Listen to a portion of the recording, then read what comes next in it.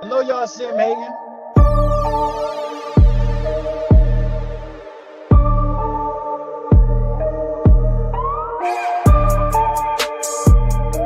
Don't act like you don't see it.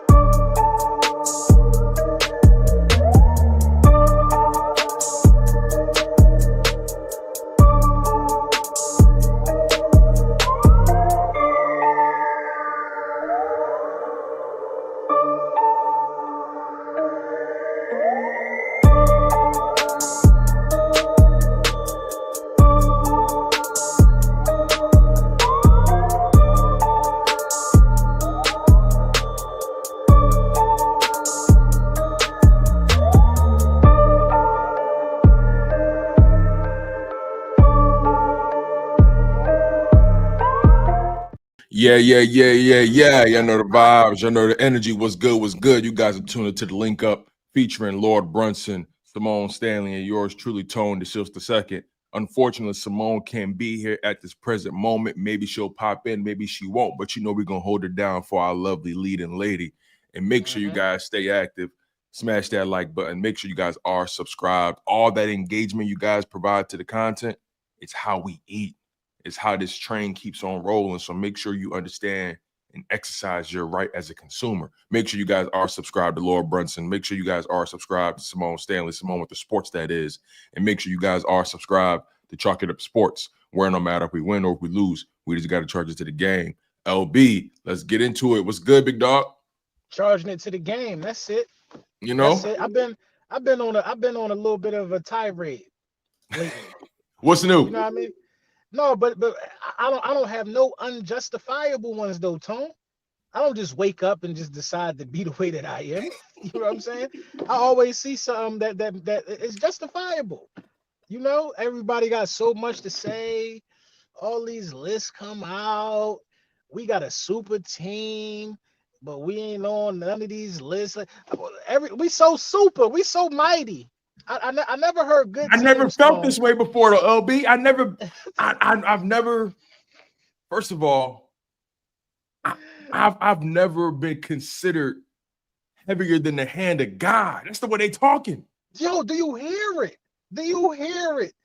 I never thought the day would come that the Chiefs will be running around here saying, "Well, we ran into somebody bigger than us. We ran into a super team. We ran into somebody stronger than us. We ran into Apocalypse. Ain't that the final boss on X-Men? We ran into Apocalypse. Yeah, we ran into Thanos. They come on.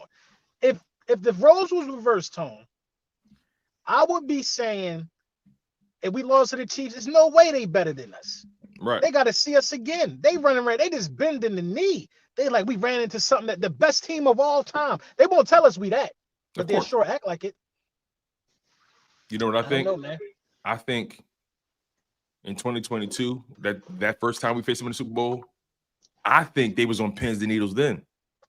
They was. And then when they got away with it, when we let them get away with it, they was like, all right, we dodged this one. We don't need to see them again. We dodged that one. Then they pulled our card again. And then at that point, now it's like, oh man, this team, they a super team. So did y'all always feel this way, or is this a new feeling because y'all lost? Like my whole mindset is this, right? They wasn't calling the Philadelphia Eagles a super team all season long. They kept talking about how Jalen Hurts holding them back. This defense, they could be a little too young. They got rookies at key positions. They were saying Saquon Barkley is washed. They were saying that before the season started. Remember? They was talking a lot. They were saying, who's this Zach Bond dude that got at linebacker? Who's the special teamer? Even certain people in the fan base, and the Eagles fan base was concerned about that. Is Nakobe Dean going to be healthy? Like it was so many detractors and naysayers before the season started. When we was at 2-2 at the bye week, just throughout our whole run, we ain't play nobody. Oh, this person didn't have this, they ain't had it. It was so many excuses being made. Oh, when we win against the Panthers, oh, I don't know if this team could do it. You know, this Eagles team seems like they're missing something. It was so many angles they took to say why we weren't that. And now that we proved that we were that, oh yeah, they was a super team. They had it going from the beginning. Hold on, wait. Which isn't that? Y'all can't play both. Y'all can't play both sides of the fence and claim that the Eagles were a super team one day, and then claim that we buns or we trash or we washed the next day. Like I don't understand. I don't understand the cognitive dissonance, the actions and the words not matching. Of course, it's not going to match. So now, saying that the Eagles was a super team is directly to not give Jalen Hurts his credit for. Absolutely. That directly go hand in hand. When you say the Eagles got a super team, that's why they won.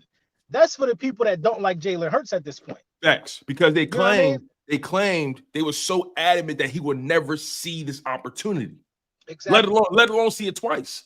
They was adamant. When he lost that first Super Bowl, it was music to their ears. They was like, oh, you know that Denzel mean? He like, the Cowboys fans, the division, everybody that hated on Jalen Hurts, everybody, because it's easy to say he had one good year. That's all they were saying. He had one good year. You know what I mean? He got lucky. Look what happened last year, the 10-1 slump.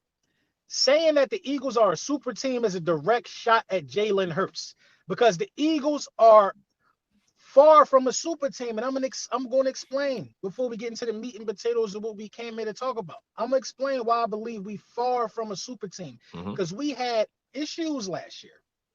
We had our wide receiver reading a book on the sideline. We came off a collapse.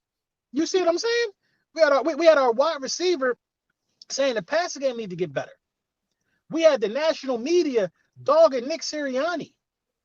We had everything going against us that would hurt you. But when Jalen Hurts got the opportunity again to be in that Super Bowl, he showed y'all why he is the only person that could have got that job done. He showed y'all why. You know what I mean? And instead of saying that he played a good game, he's well-deserving a Super Bowl MVP, these guys is running around here saying we had a super team and anybody could have won a Super Bowl with him. I don't even argue with him no more. It makes no sense because if Jalen Hurts didn't play no hand in the Super Bowl, how the hell did he get Super Bowl MVP? That does not even make sense. They love giving credit only to the defense, but my thing is somebody got to score. He has to run the offense. He gotta move that ball. Like it doesn't make, like, first of all, the logic doesn't make sense. They're emotional. They're upset, and it boils down to one singular fact. They really committed themselves to the notion that Jalen Hurts would never amount to anything in this league, especially the Philadelphia Eagles. They committed themselves to that, and now that he proved Super Bowl records, bro, there's no greater height in football than to be a Super Bowl champion and Super Bowl MVP. There's no greater height in football. There's none. And I mean, Hall of Fame, sure, but that's when your career is done. When you're active, there's no higher glory than that. That's not even. I think being a Super Bowl MVP and a Super Bowl champion is a greater achievement than being a Hall of Famer, because you can have. Think about this, Tom. You can have great stats and great individual accolades for 10 years and go to the Hall of Fame. And never. Zach Martin is going to the Hall of Fame. Zach Martin never been outside the second round. You know what I'm saying? And Zach Martin is on interviews right now saying that he is upset with the way things ended for him because he got to look at the Eagles win 2 Super Bowls during his career. And he knew that they was just as talented, if not more talented, but they couldn't get it together. So if the players are saying it, I'm glad you said he said that. So if the players are acknowledging how good that Cowboys team was when he was there throughout the decade, if the players themselves are acknowledging that they had everything they needed to win, why didn't they get it done? Because I can make an argument that Dak Prescott has had the same amount of opportunities as far as roster construction. I can make an argument he's had similar roster construction as Jalen Hurts throughout his entire career. I can make an argument for that. There's never been a time where he hasn't had a weapon. He had Dez Bryant. He had CeeDee Lamb, Jason Witten, Ezekiel Elliott. Who was the running back that was behind Ezekiel Elliott before he got sent to Tennessee? Pollard. They had Pollard, Tony Pollard. They always had a tight end as far as I can remember. They had good. Schoolmaker. They had good defenses, right? I'm not understanding how Jalen Hurts all of a sudden got a super team. Amari Cooper, don't forget Amari Cooper. Amari Cooper, I forgot about Amari. He had Dez DeMarco Bryant, Amari Cooper. That can't have DeMarco Murray. No, that was Tony Romo. He had him. But Dak had Dez on the tail end of his career. Right. But yeah, Cole Beasley in the slot. Cole Beasley, who was a slot merchant, killing people in the slot. The bottom line is this, man. You're right. Saying the Eagles had a super team is a direct shot on Jalen Hurts. And it just kills them. It kills them that there's nothing left for them to truly criticize Jalen Hurts about, except for his stats don't match up with his guys. Okay, so we don't care about that. We don't care about that. It kills. At this point, it kills their credibility, because you got ex quarterbacks who willing to go on TV, and just because they played the game at that level, are willing to die on this hill. Like what Jalen Hurts has done isn't impressive. Then you got other guys with common sense who coming around like, yo, man, he was in 2 of the last 4 Super Bowls, bro. 1 Super Bowl MVP a couple months ago. You know what I mean? That got to mean for something, but they willing to die on this hill, man, because they hatred for Jalen Hurts is I'm not even, at this point, I can't even say it's deeper than football. It's like, bro, it's ugly at this point, bro.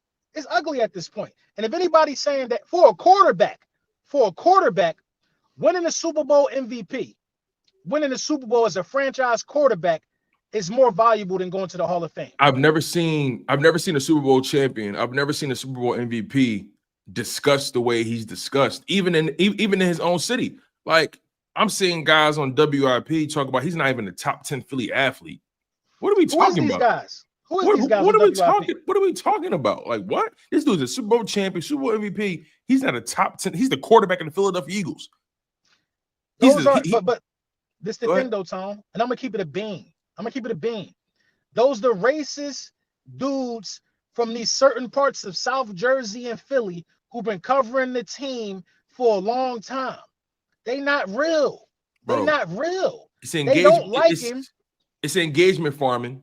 They trying so hard to keep the lights on. It's like, yo, you can't be. First of all, this dude said, and no disrespect to this guy I'm about to mention, but he said Ranger Suarez is a top 10 Philly athlete over Jalen Hurts. Who is that? Ranger Suarez is a pitcher for the Phillies. Who? He's not even the number 1 pitcher for the Phillies. He's like number 3. Come on. How you know? Anything to say that anything to not say that they was wrong about the guy. Anything to not say that they was wrong. What on God's green earth don't make Jalen Hurts a top 10 athlete in Philadelphia? He had 70 rushing yards in the Super Bowl as a quarterback. 70 rushing yards in the Super Bowl as a quarterback. He holds the Super Bowl record for rushing yards and rushing touchdowns as a quarterback. He averages 300 passing yards a game, I think, in the Super Bowl. On the biggest stages, what are we talking about here? Bro. He's not a top 10 athlete. Jalen Hurts is the number 1 athlete in Philadelphia, if you want to be for real. Listen, here's the list that they posted on WIP. This is Joe DeCamera's list. Listen to this. He worked for WIP. Saquon number 1. Saquon number 1, Bryce Harper 2, Zach Wheeler 3. You already lost me there. You already lost me there. Zach Wheeler. Just the number 1 pitcher for the Phillies. But you already lost me with that. But I don't even know your name. Right. Number 4, AJ Brown. Number 5, Jalen Carter. Number 6, Lane Johnson. Number 7, Zach Bond. Number 8, Landon Dickerson. Number 9, Quinyon Mitchell. No disrespect to Quinyon. Really? He just got here. Number 10, Jordan Mailata. Number 11, Ranger Suarez. What are we talking about? How is Joel Embiid not even on the list? What are we talking about? I'm not even mad about that, but still. But Joel Embiid is a top 10 athlete in Philadelphia. He's also an MVP. He's also an MVP. Okay. If you don't want to put Joel Embiid, what's the young Maxey? How's Maxey not on the list? Exactly. No Maxey. What are you talking about? Like this list reeks of trolling and trying to stimulate engagement. It reeks of like you can't be this obvious. You can't be this obvious. Bro, you want to know what the issue is too for a lot of these guys that have to keep the lights on? They have to keep the lights on by thinking they have to cover everything under the sun. You know what I mean? They got their hands in too many pots. Obviously, they got to touch. because you're talking about Ranger Suarez and all of these people. You know what I mean? You obviously out of touch. If you're gonna talk about the birds and not have Jalen Hurts in a top 10 discussion as athletes, and this is the enemy from within. We fight an enemy from within on a daily as Eagles content creators, bro. And I don't understand why these athletes. I want this part clipped. I want it everywhere. I'm putting it on Twitter everywhere. What mark we at? I don't understand why these athletes continue to call up and talk on WIP. Here's why. I'm going to tell you exactly why.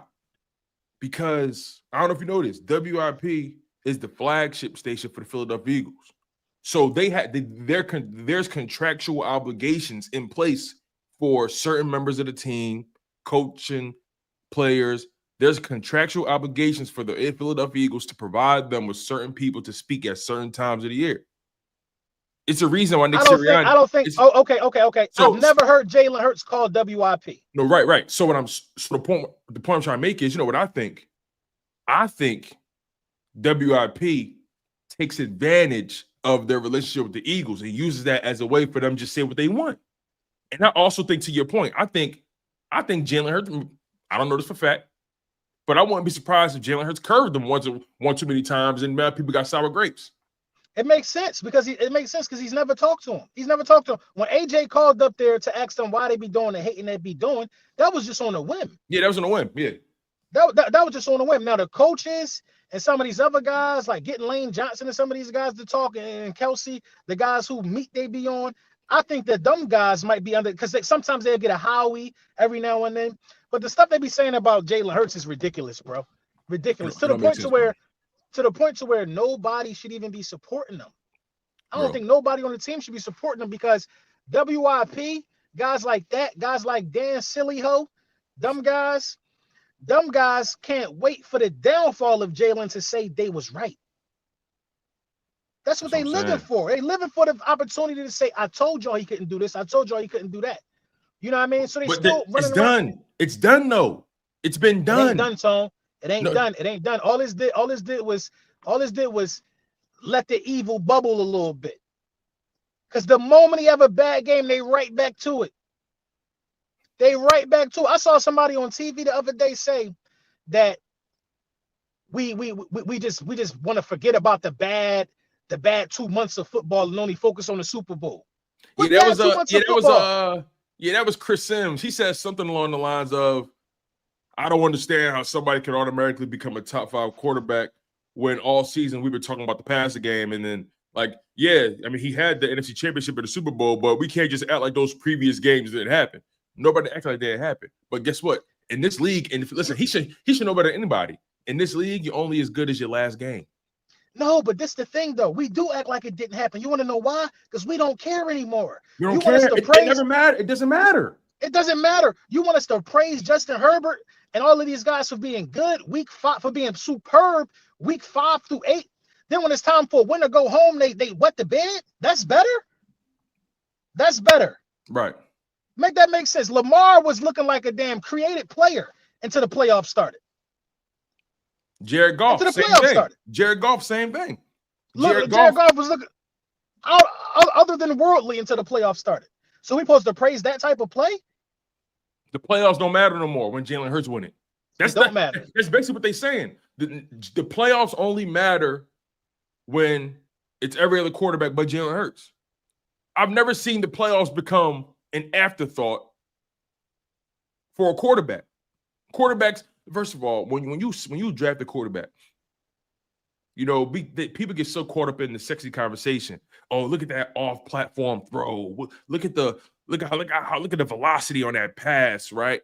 The people who get too caught up in that, instead of asking the crucial question, can I win with this guy? What's his habits? What's his mentality? How does he approach failure? How does he approach success? What's his mantra? Like, what's his soul? Where his soul at? Like, who is he in big moments, big games? Can he make the throws? Simple as that, right? Can I trust this guy?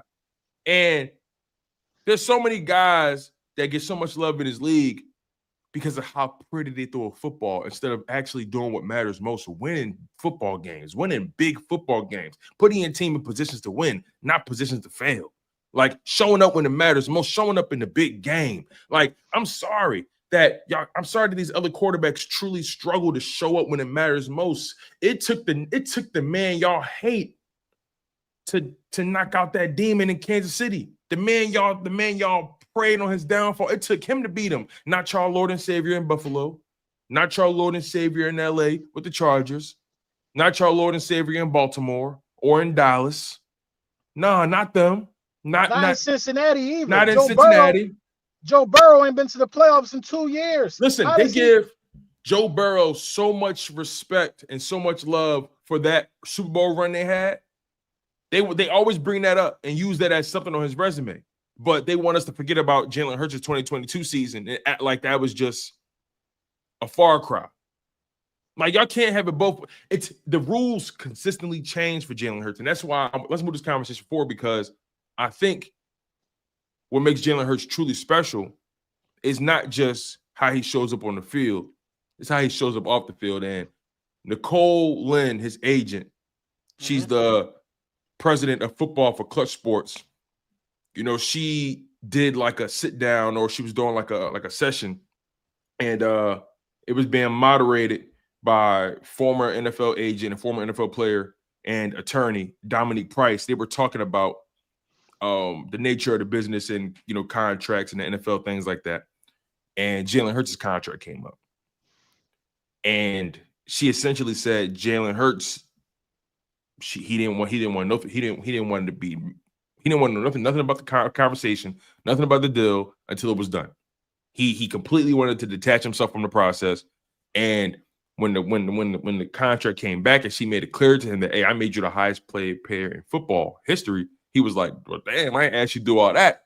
You know, his whole mindset was, I want to make sure my contract doesn't keep the team from building around me still.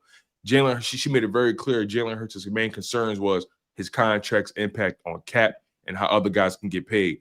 He was very selfless throughout the process, and she said he wouldn't sign it unless she explained in detail how the team can continue to build around this contract.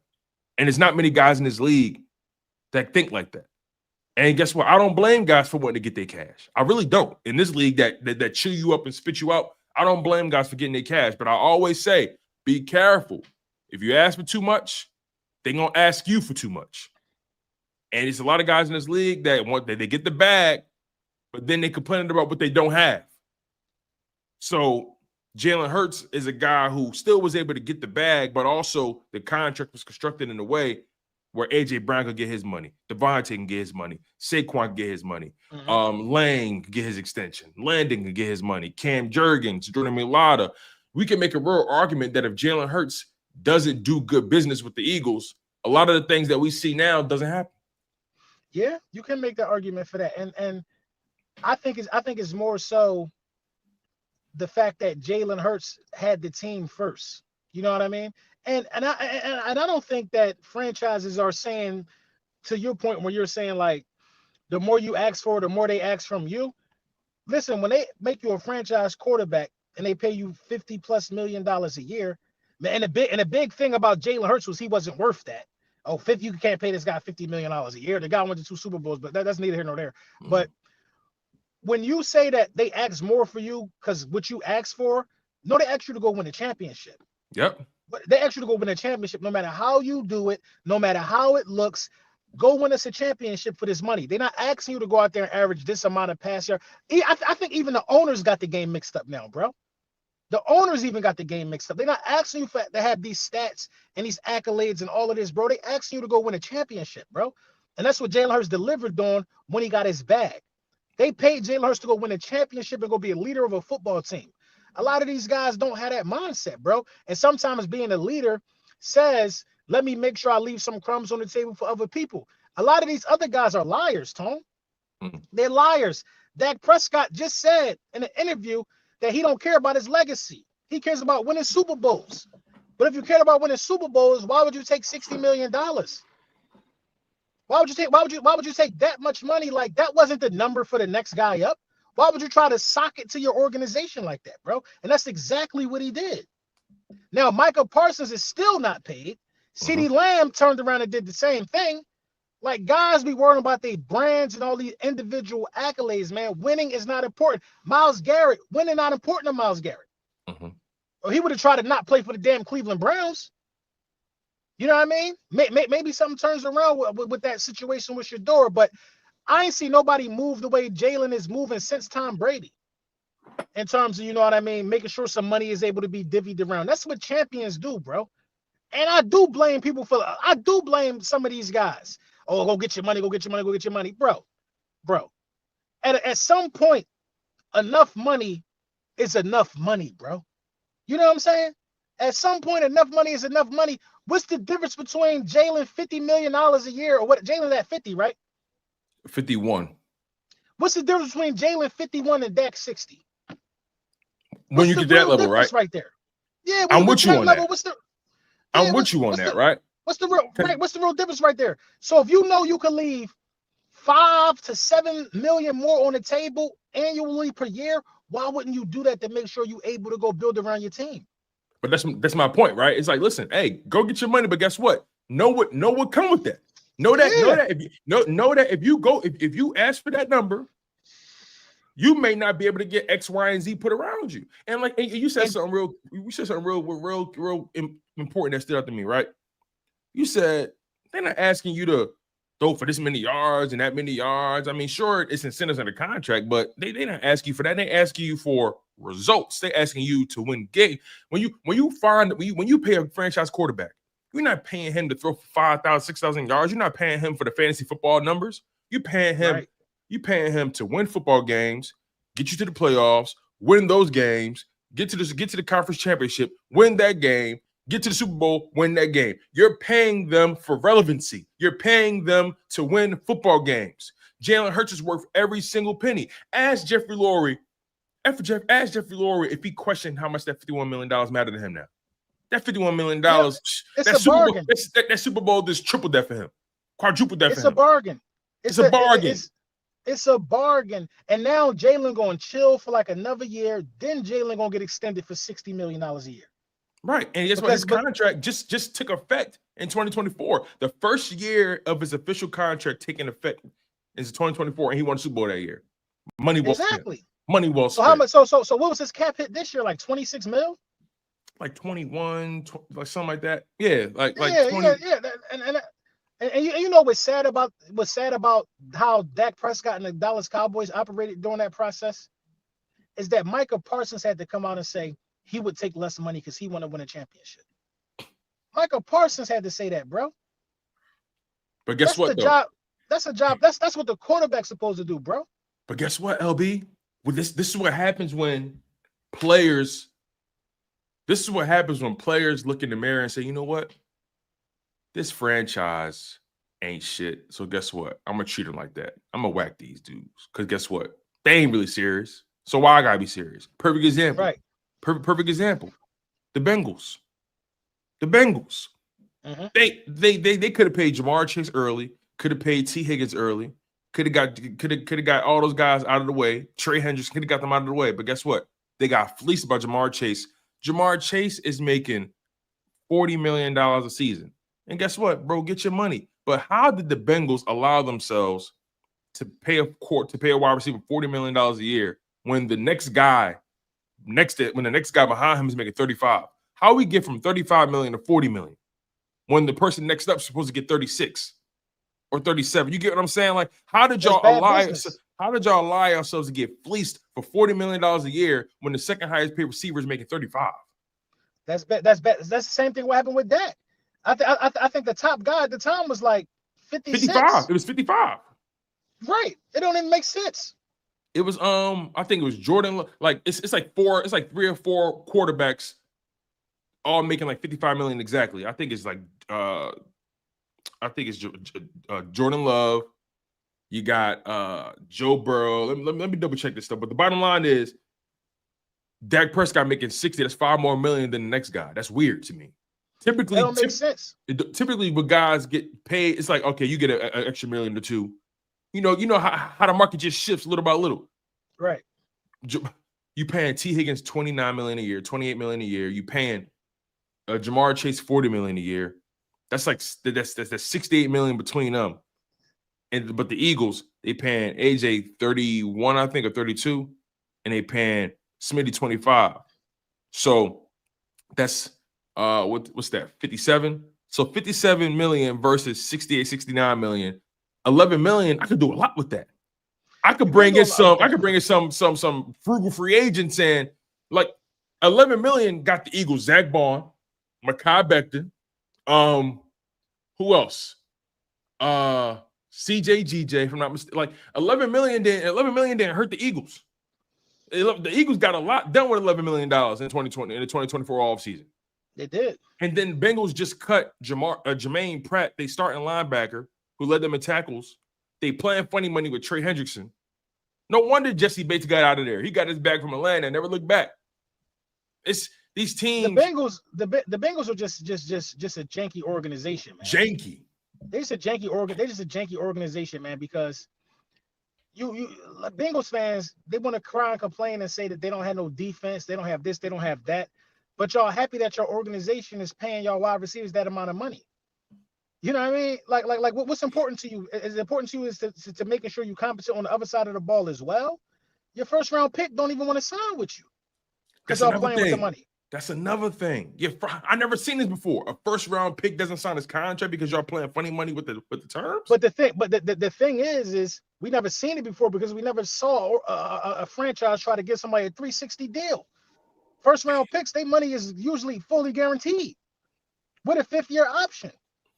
They trying to add void years to the contract. They trying to say, all right, we can get out of this contract in 3 years, and in the 3rd year if it don't look right. Like what is that? What is that? I wouldn't sign him money either. He only 21. Bro. He could sit out this whole year, go back into the draft at 22. Bro, listen to this, man. Three Joe Burrow, T. Higgins, and Jamar Chase. Those 3 players alone are taking up over 32% of the cap space for 2025. 3 players are taking up over a 30-year cap space. 3 players. 3 players. And that's then when you think a third. That's a third. Yeah. And then when you think about the Eagles, let me just do some quick math here. Keep 32% in your mind. Keep 30% in your mind for the Bengals. They got 3 players taking up 30% of the cap space, over 30%, right?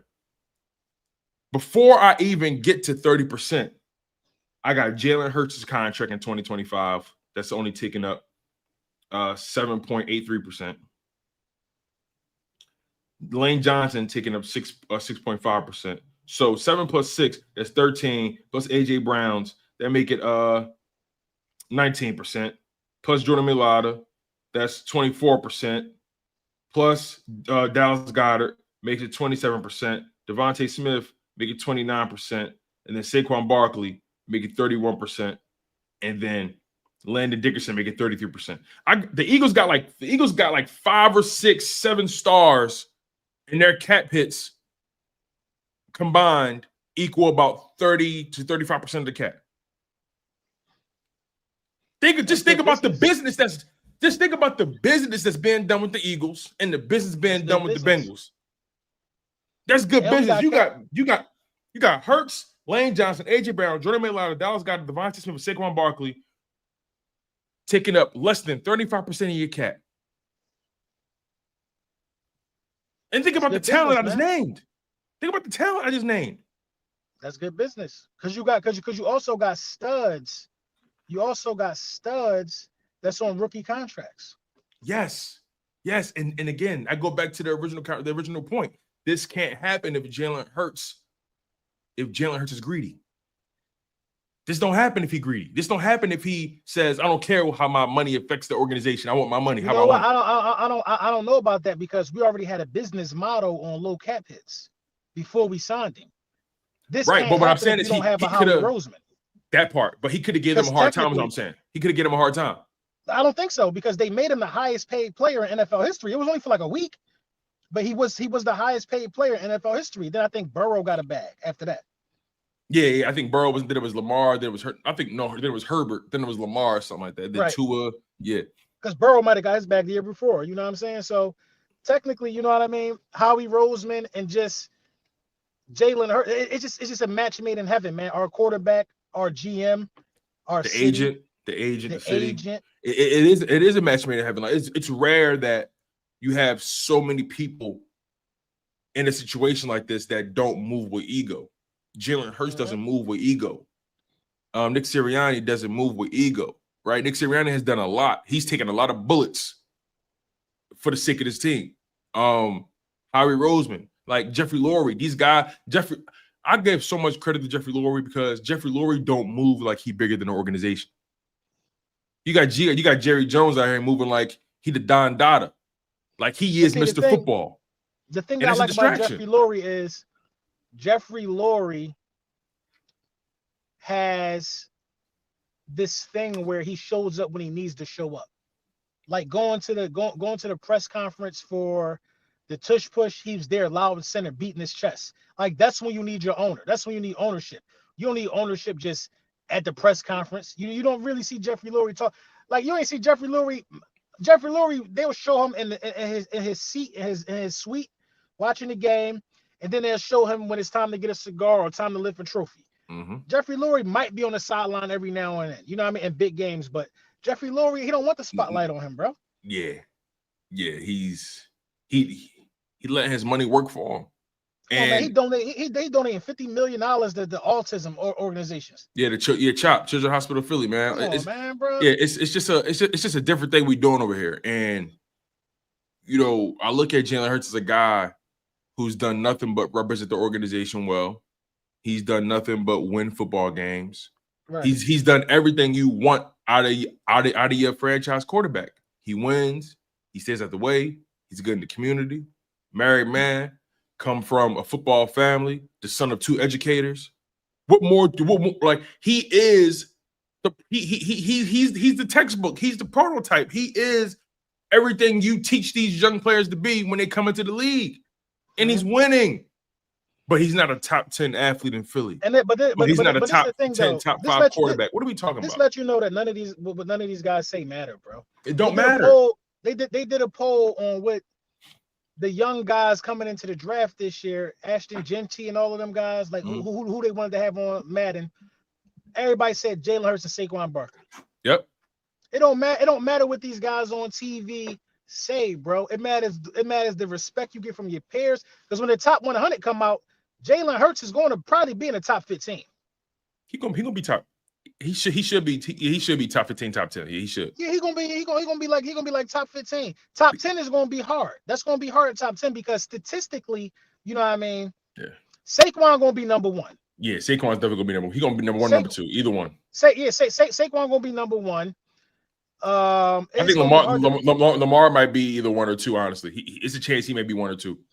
Lamar gonna be top 3. You know what I mean? Like it's gonna be hard. You know what? I should do that on my next video. I'm gonna try to predict the top 100, the top 10 of the top 100 this year. Yeah, like it's a situation where I think about what Jalen Hurts has been able to accomplish, right?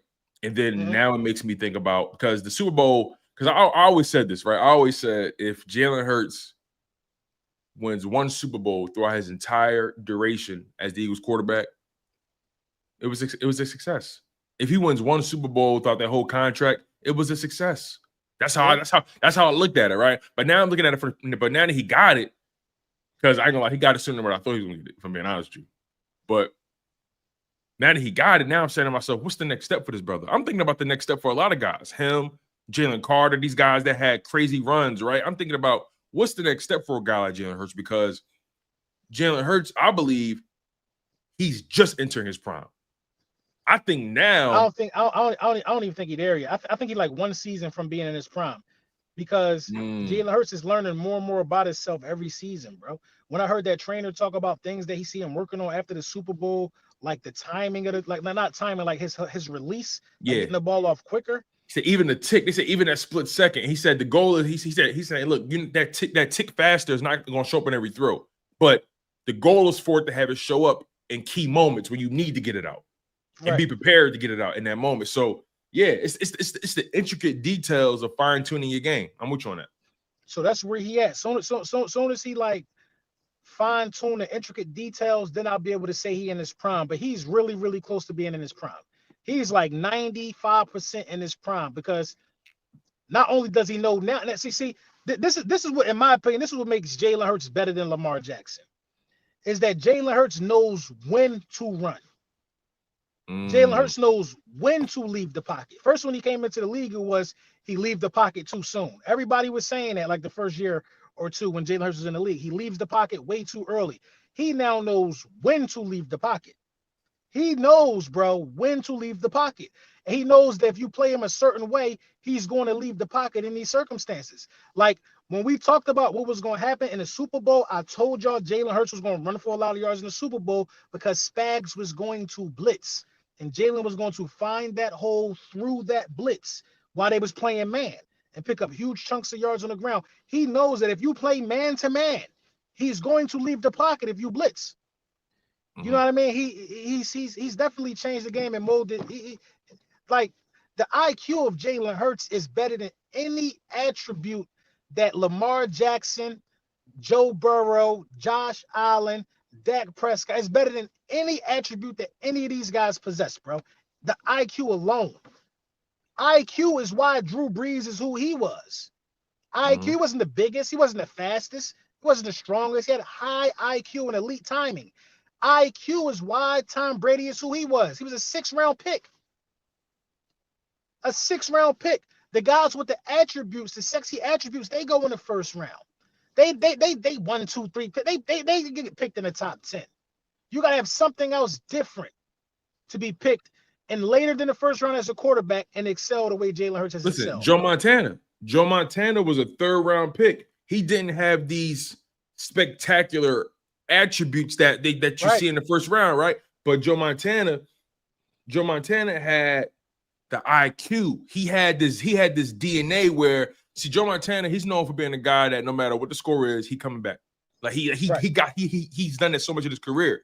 And Joe Montana, if I'm looking at the numbers, he's never thrown for 4,000 yards in a single season.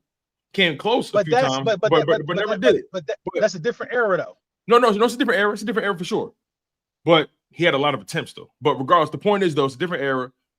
The point I'm trying to make is he's a guy that played the game with his mind more than anything else. And Jalen Hurts, you can nitpick the talent, nitpick the skill set, nitpick the production all you want. At the end of the day, is he somebody you can trust to access that X gene, that X-Men level of showing up when it matters most? Is he somebody that you can trust with the launch codes? Is he somebody? Is he on his Mission Impossible? Can you trust him like you trust Ethan Hunt in Mission Impossible? Now I'm on my movie shit. But like, can you trust him to do what needs to be done when it needs to be done?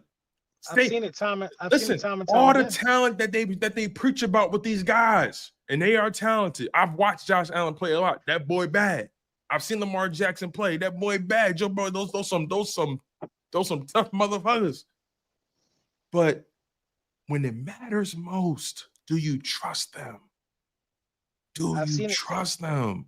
I've seen it time and time again, man. I've sat and I've watched that 4th and 5 in the NFC Championship game many a times. I think we was only up 2 at that point. I sat and I watched that 4th and 5 dime to AJ Brown.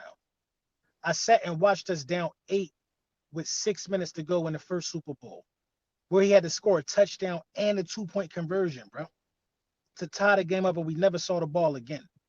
I sat there and I watched. If Jalen Hurts would have got that ball back, we'd be 2-time Super Bowl champion. He'd be a 2-time Super Bowl 100%. champion. I agree 100%. Had he got that ball back, bro. It was no denying Jalen Hurts in that game. Defense let him down.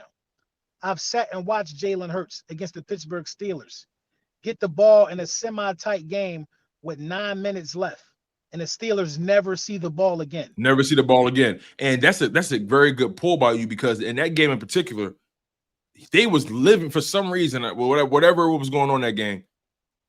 In that final drive, they were living in 2nd and long, 3rd and long. Like, those weren't easy conversions. They were not easy conversions. It was nothing easy in the Chiefs game.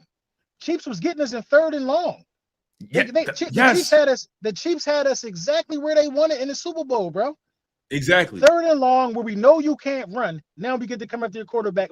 Your quarterback has to beat us. That's what they wanted to do. They wanted to shut Saquon down and make Jalen beat him. and he And he beat beat him them time like a and time again. That pass to Dotson in the first half, that was called a touchdown first, but he was chef's ruled short. kiss. Chef's kiss. Yeah, come on, bro. I've seen the elite gene that these other guys don't got, bro. I don't know, bro. If they had it, they would have been able to beat Spags and Mahomes' defense, bro. Had they had it. Yeah, there's a moment in every game where you can tell what type of time a guy is on. And for me, even though the play didn't count, when I saw first drive, I think it was 3rd and long, whatever it was, they hit AJ Brown on the go ball. Mm-hmm. And it was a push off, they called. Yeah, when I saw him go for that pass early, and it connected, I said, "Oh, he loose, he ready, he's loose." He started loose. It's certain moments in the game where you just realize the type of time somebody on. I knew exactly. Oh no, he went in. He not gonna be denied this time. He's not gonna be denied this time. He going for it, bro. If he played like that every week, bro. If he go out there like that every week, but he was on. His mindset was kill, bro. Kill. His mindset was kill, bro.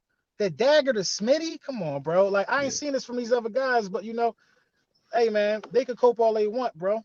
For sure. When that second half started, to your point, when that second half started, and when he got out of the pocket, I was like, oh no, he trying to go for the kill. He trying to put him out there misery. He was trying to drop 60. Everything he did in that second half told me that he was trying to bury them. Even on the sideline, he talking to Nick. He was like, are we done? You sure we done? He said, you sure? He asked him twice. He said, you sure? You sure?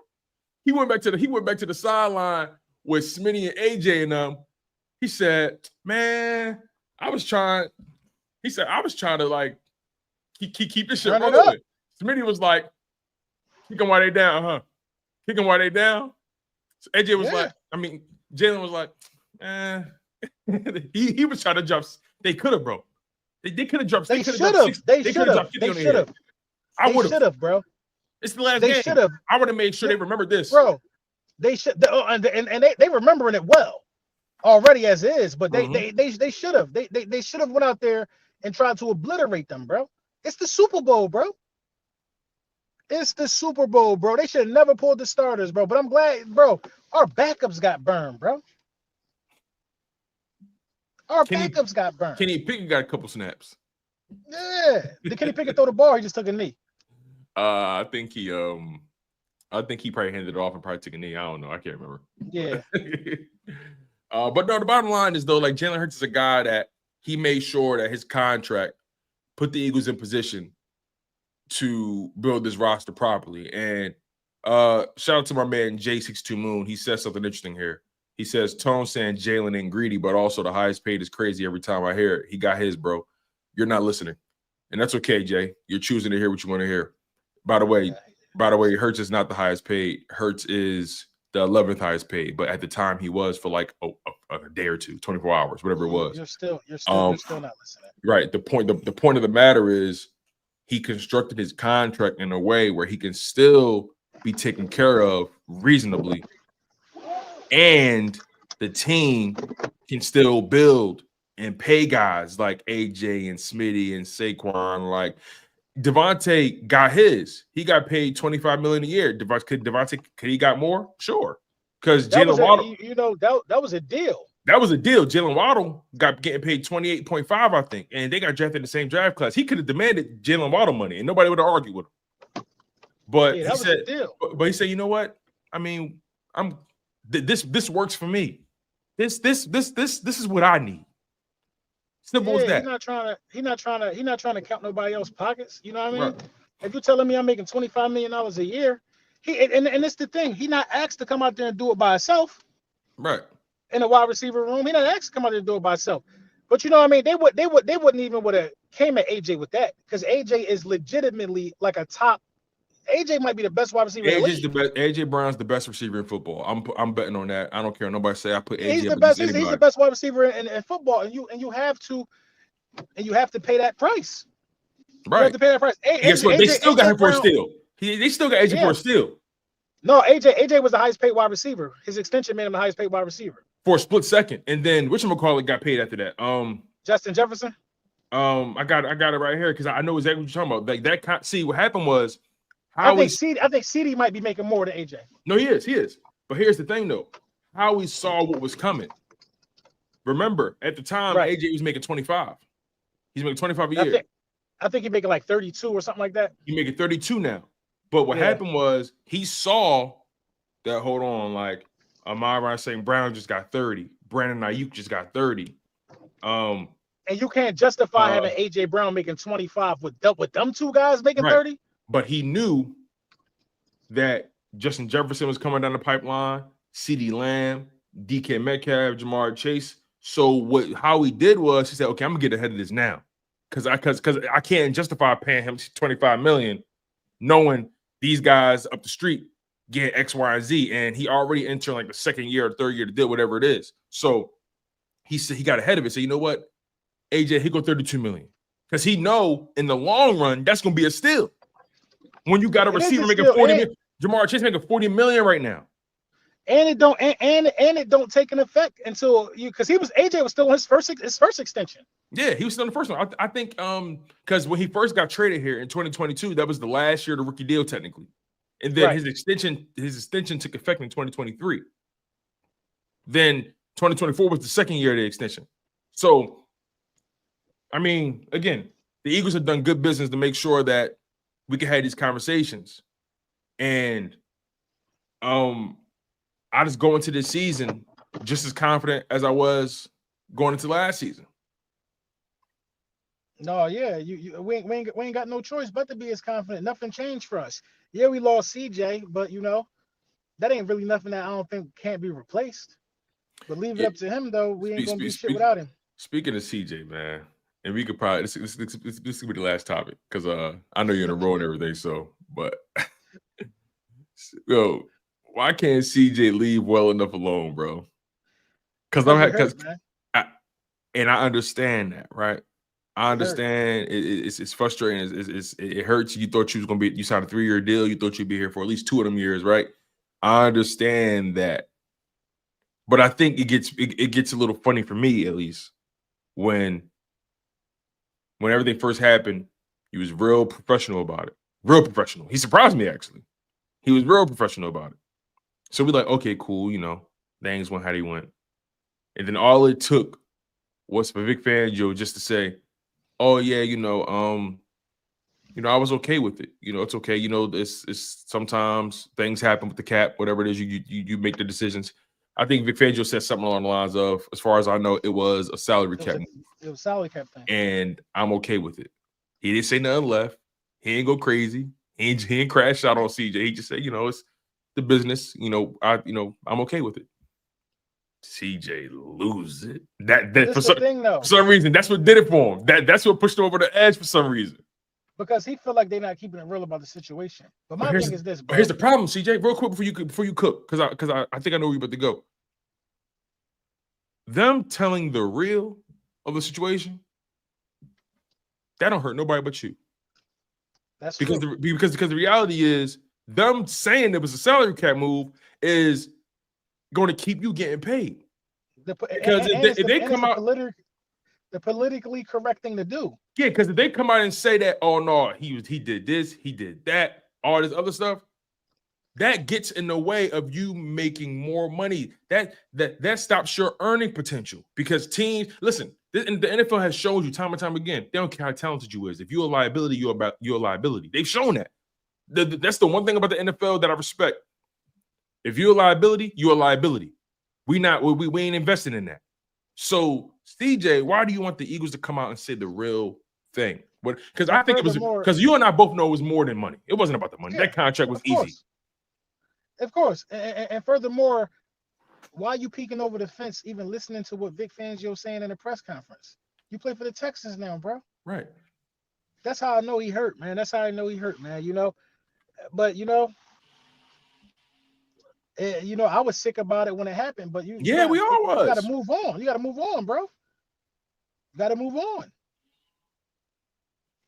That's my only thoughts on it, man. You just got to move on, bro. Like, I wish we did play him this year.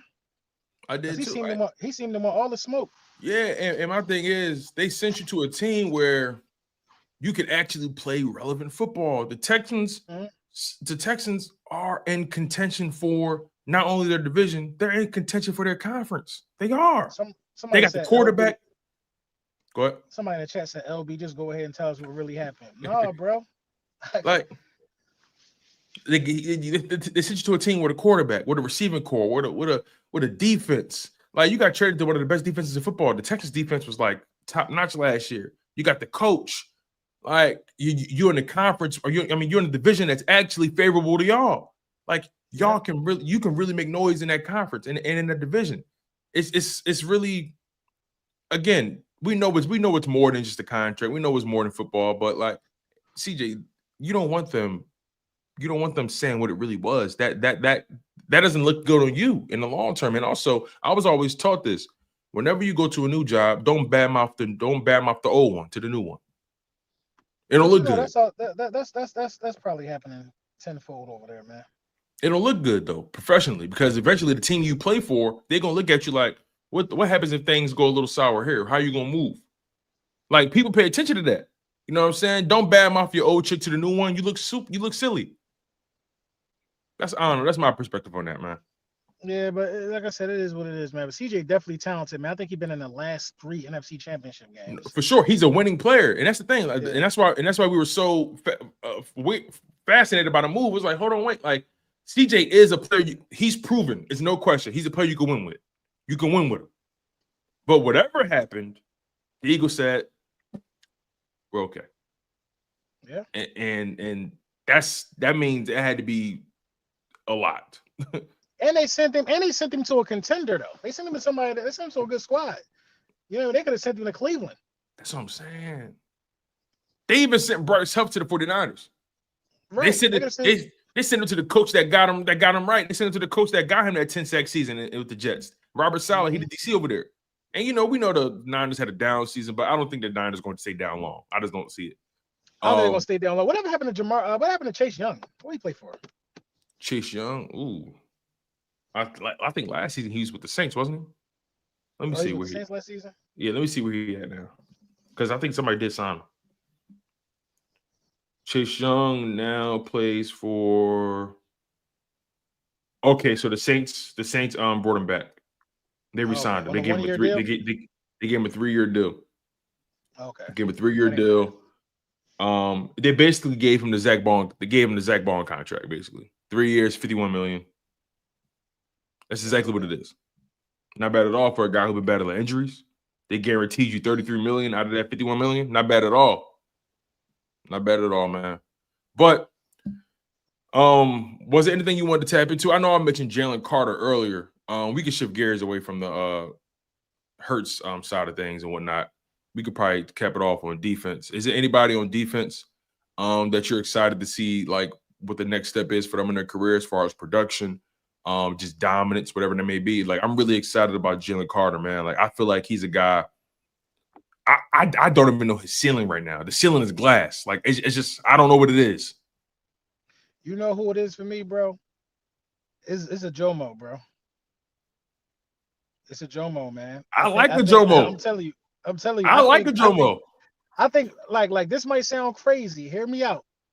I think he could be better than Milton. I think a Jomo is on Jalen Carter level. Wait. I'm telling you, bro. I think Moro Jomo is on Jalen Carter's level. He just ain't been able to show. In what way? In what way? Everything, bro. Everything at the position, I think he does just as good as Jalen Carter, bro. Everything at the position, bro. No cap, bro. I'm busting down the film right now. It was supposed to come out yesterday. Right. But I have time to get it done because it's all editing and all that. But I'm telling you, bro, I think Moro Jomo is on the same level of Jalen Carter. And it's the thing, though. People hear stuff like that and they think I'm saying he's better than Jalen Carter. That's not what I'm saying. I'm saying we potentially got 2 guys on the same level on the team. So I don't understand why that would make anybody upset. I think it's immense untapped potential with Moro Ojomo, bro. I will agree with this part. I think Ojomo is, because I'm with you. I've watched a lot of like the Ojomo stuff. he's significantly better than people think he is. And that's not to say Right. they think he's, and that's not to say they think he's bad, but what he's doing is significantly more impactful than what people think. He can play the run, he can rush the passer, he's powerful. He's very powerful. This the thing though. This the thing, y'all. This the thing. Y'all also said I was crazy when I said it was hurt season. I see him in the chat. Y'all also said I was crazy when I said the Eagles need to draft Cooper Dejean. Y'all say I'm crazy for a lot of stuff. Then when it come to fruition, y'all want to act like we all was on one accord. Hey, listen, I'm not gonna call you crazy, but I am gonna say this. I'm not jacking that just yet. No, but listen, I ain't mad at that. You wanna know why? I ain't mad at you for saying that. You wanna know why? Because I'm rolling with Ringo. I ain't mad at that. I'm rolling. I can't be. I can't be mad at anybody rolling for an Eagle. I'm betting on that stock. I'm betting on the Ringo stock. Listen, I bet on the Zach Ball stock. I'm betting on a Jomo stock. I think a Jomo gonna outplay Jordan Davis for playing time and all. Well, I expect that because unless now Vic Fangio said something interesting in that press conference. He said Jordan Davis. He said he's come along as a pass rusher in a way that he likes, and he said Jordan Davis, he's just getting into the best shape of his career. So I'm like, okay, what does that look like with Jordan Davis that can rush the passer with that size, with that speed? That'd be vicious. But to your point about Moro Jomo, I think Moro Jomo is going to take over the Milton Williams snaps, which is more than Jordan Davis's. Right, he's going to take over for the Milton Williams snaps. But people are in the comments saying that Jomo don't have that nasty streak. He do, bro. No, you gotta watch it. No, he does. He just don't get the snaps. He a nice guy, but he off the field he a nice guy. But no, when he play, no, he's Jalen Carter a nice guy off the field. Yeah, you know what I mean. He just Jomo just don't be getting the snaps. So I'm looking at the defensive line, bro, because I think that's where it all starts. Defensive tackle. I'm excited about Ty Robinson as well. I'm excited about our last pick in the draft, Rylan Powell. Antoine Powell Rylan, yeah. Antoine Powell Rylan. I'm excited about him as well. He could be another guy. So, I'm just excited about the defensive line in general, man. For us to be where we want to be defensively again, they got to eat. Yo, our defense, like I was telling people that our defensive tackle room is in way better shape than they think. Well, if you notice, we only added one player to that, and that was Ty Robinson, a rookie. That D tackle room is in beautiful shape with the youth, the talent, the versatility. That D tackle room is in beautiful shape. I think the edge rushers are in better shape than people think. I got a feeling one player that I think is going to really go crazy, and I really want him to, is Jalen Hurts. Oh, I think Jalen Hurts got something. Now, Aziz Ojulari, I think Aziz going to have like 6 or 7 sacks this year. That's what I think. But I think Jalen Hurts, if he can continue to develop and figure it out, because remember, he's a safety turned edge rusher. If he can continue to develop, I think Jalen Hurts can be nasty. I think he can too. I feel like he's going to get an interception this year. I really do, man. I think this defense is in better shit than what people think. I know people got their concerns, which is reasonable. And that's another thing, too. I don't think people have unreasonable concerns about, be it the secondary, right? Or I don't think anyone has any unreasonable concern. Like if somebody told me, hey, Tone, I know you high on Ringo, but like, I am a little concerned about it. I'm like, okay, I understand that. You know what I'm saying? Because at the end of the day, Ringo got to go out there and do the job. Just because I'm betting on him, that don't mean I ain't concerned. When people bet they parlays, they still sitting there rocking like, all right, this one got to come through. Like, you still got some concerns with it, but I don't even want to talk about my parlay last night, bro. I don't even want to talk about it, man. Before we get out of here, bro, y'all got to stop comparing Tyrese Halliburton to Jalen Hurts, bro. Stop doing that, man.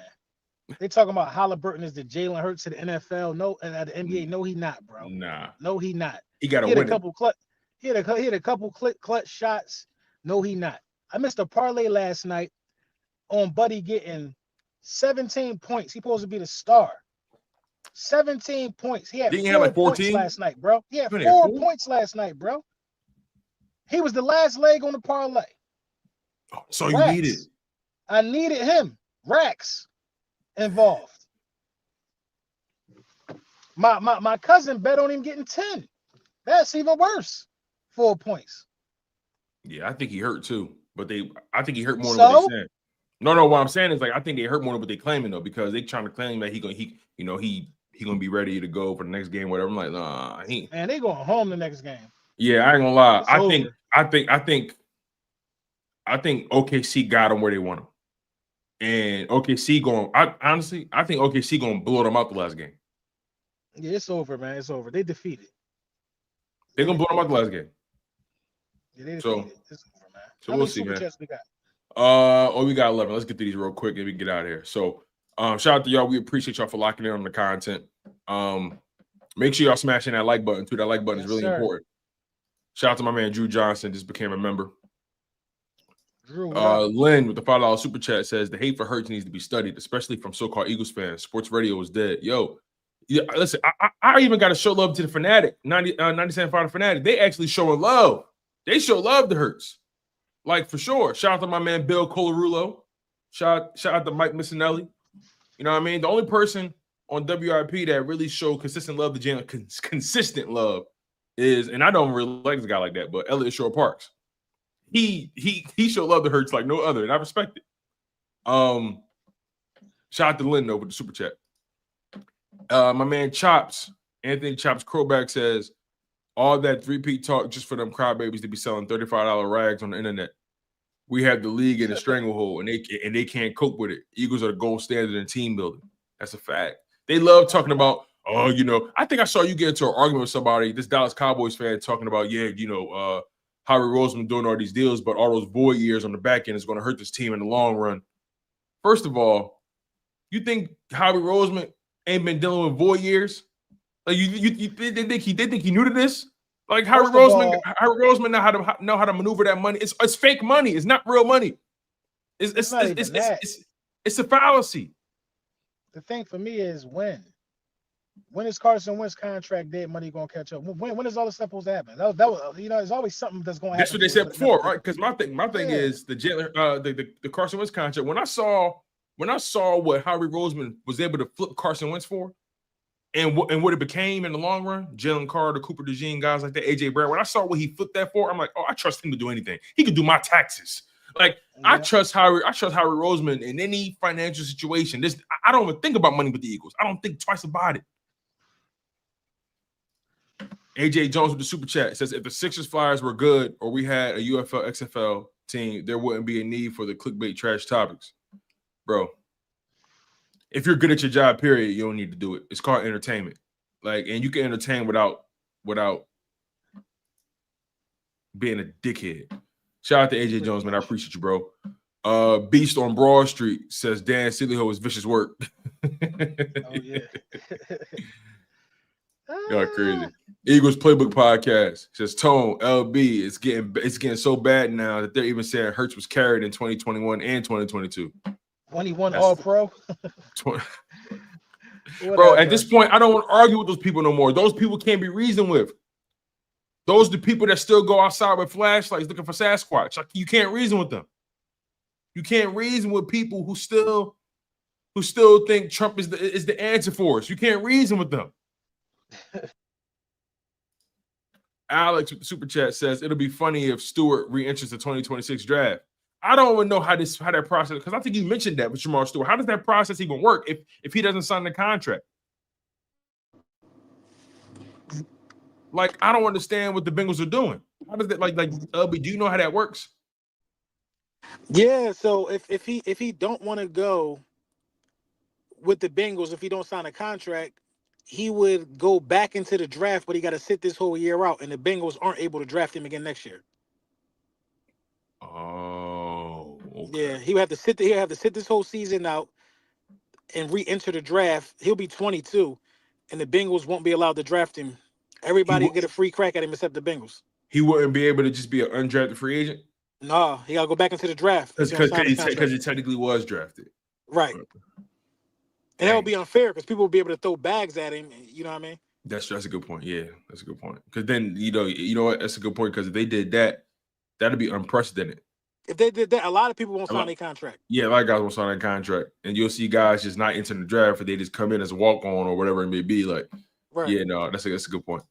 Waldo Vision with the 499. He says, me personally, I need every cent that's earned. It's the team's job to figure out the cap. Salute, fellas. Facts, bro. Like, ain't nothing wrong with that. I ain't mad at that either. Like, it's the team's job to.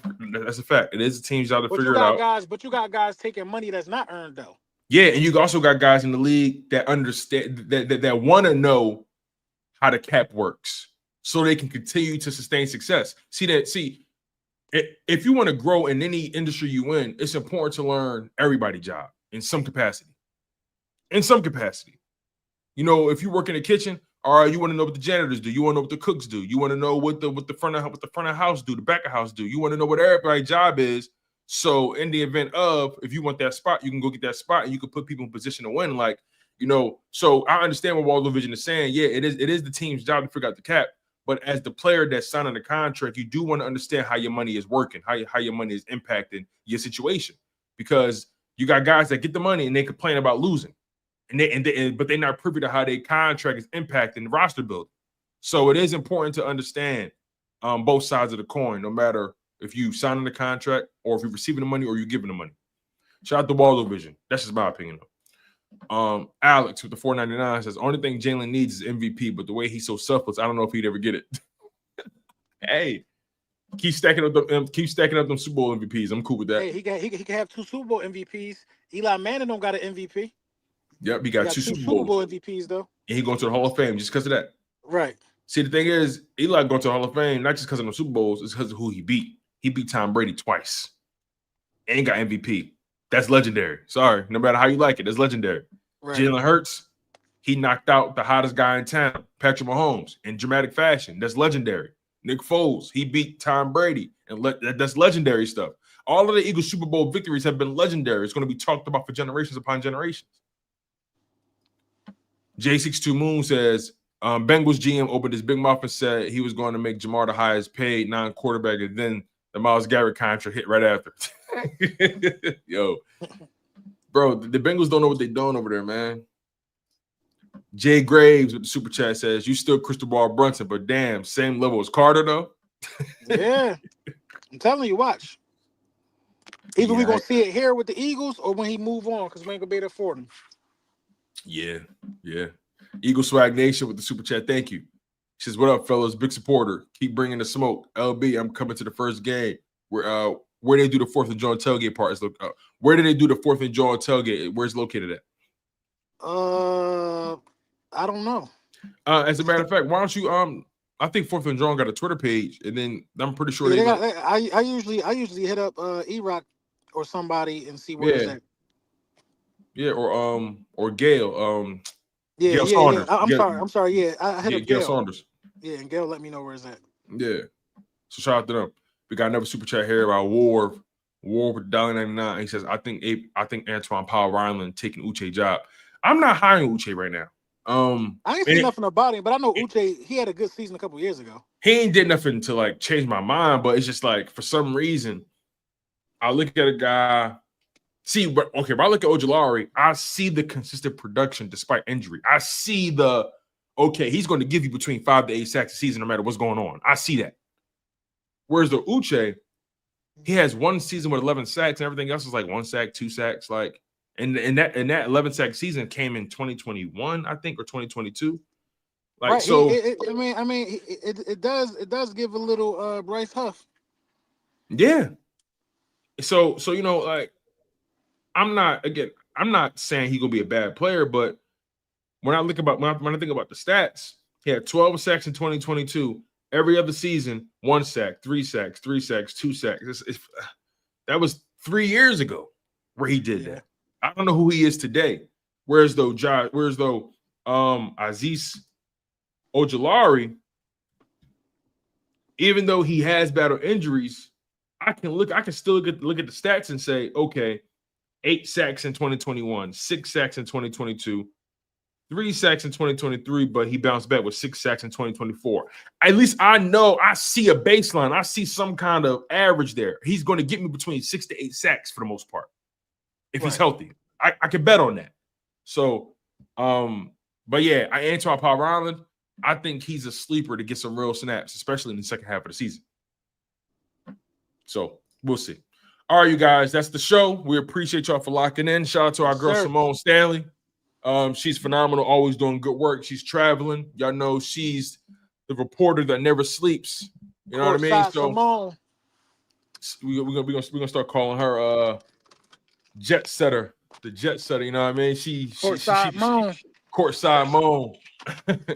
I like that. So make sure y'all smash that like button. Make sure you guys are subscribed to Laura Brunson. Make sure you guys subscribed to me as well.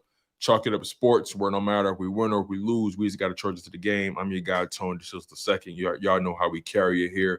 Make sure you guys are subscribed to the Linc Up YouTube channel. I repeat, make sure you guys are subscribed to the Linc Up YouTube channel. You guys are phenomenal. You guys are great.